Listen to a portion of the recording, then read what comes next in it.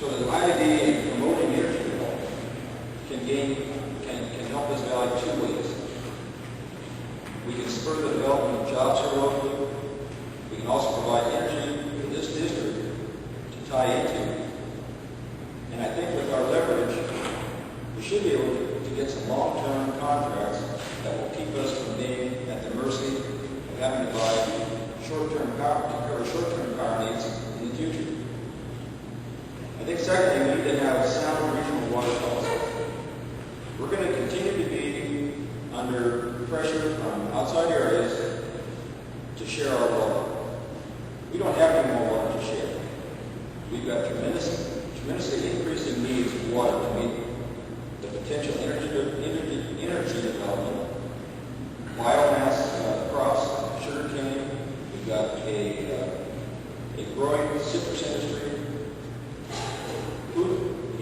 It's going to be various ways that the farming community is going to be trying to utilize this water. We need to have strong water policies for our region that will help preserve our water rights and also allow for increased development here for agriculturally and industrially. Thank you.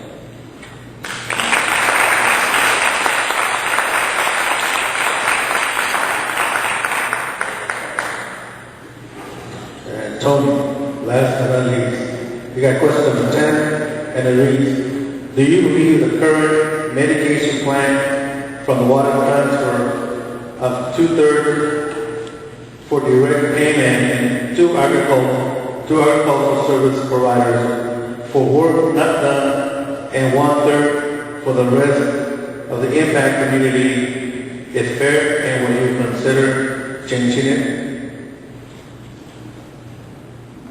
You're referring to the water transfer payments, is that correct? Is that about the entity? You know, they formed, I think, two committees. One committee went through it and then they got rid of them and then they did another committee. As far as I'm concerned, if the only way that thing's going to work, and I think, you know, it's just like hiring consultants. You know, they spend, what, $15 million hiring consultants, and to me, I have no problem with the entity. The only thing I would like to see is that those applications should go directly to the board and be discussed by the 5 board members that are elected by you.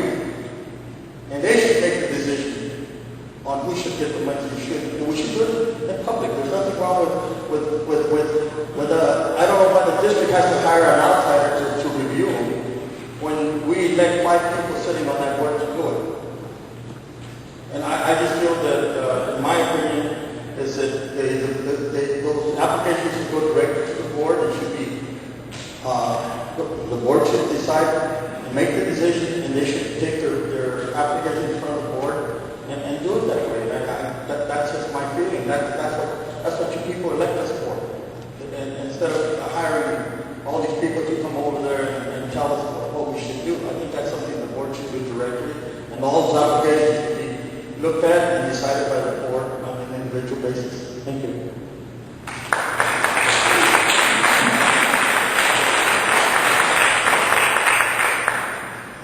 Okay, that concludes the questions. Now we have a 2-minute wrap up, and we'll start with Tony.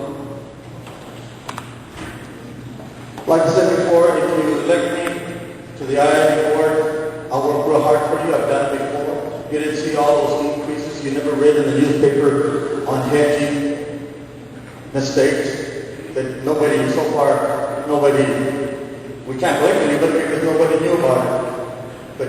But the power of rate reasons know exactly what happened because you see it in your bill.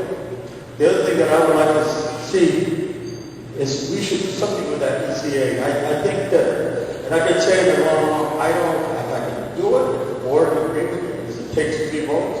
But you know what? We should put that ECA along with the basic price. That way, every year that we either vote to increase electricity or don't vote to increase, you should know which board members keep voting for rate increases. That way, next time you fight, if you see me voting for rate increases every time, you say, you know what, that guy should be kicked out in 4 years. And to me, the ECA EPA is a way of not letting people know what we're doing. And I think that, and I know there's a formula, and there's one, we went through the energy crunch in 1979 with the gas system. You didn't see no hedging.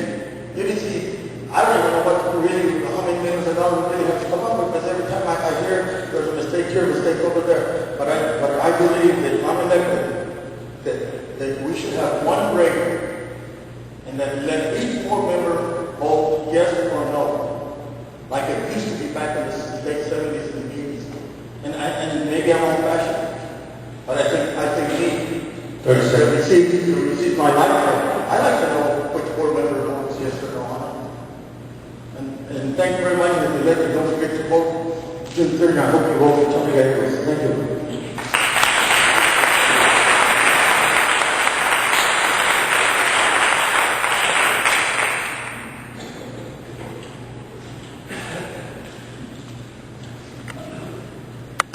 Thank you again for coming out to this event. It's been enjoyable and informative. This is a full-time job being an IID director, and I will be a full-time director. I think I can bring common sense and integrity to the IID board.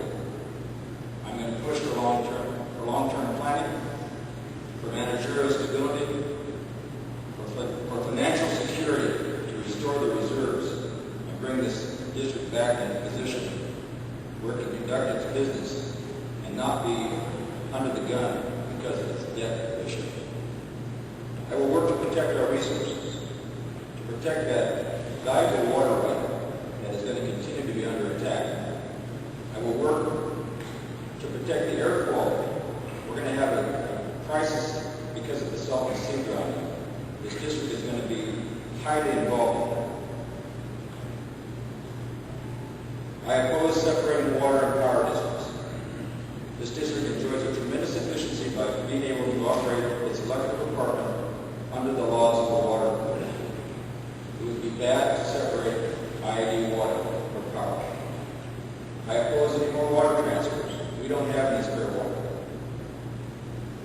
I want to be your director on the IID. I care, I listen, I communicate. Thank you very much again, and please vote June 3rd.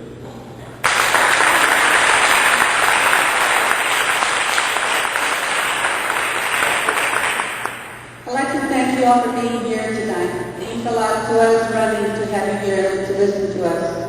You know, the IID is a very complex organization. We have water, we have power, we have almost over 1,300 employees. We're a big family, and it's important to keep the family together. I had a conversation with Mr. Mike Maloney, the attorney for the Imperial Group. He told me, he said, Stella, in 5 years, the IID is going to be out of the energy business. And I asked him, why do you say that, Mr. Maloney?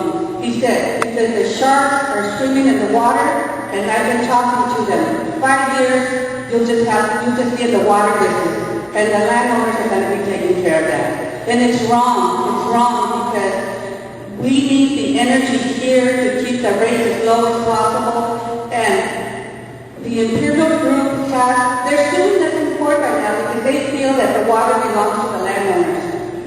The water rights are held in trust by the IID for the beneficiary of the landowners. That means you own 100 acres, 500 acres, you own a house on the city lot, 50 by 150. It's your water. Water is a public resource. It belongs to all of us, not just a select few. So folks, this election in June is going to be critical because we're talking about protecting our water rights. We're talking about making sure that we protect the energy side and we keep the IID together because like Mr. Maloney told me, the sharks are swimming in the water.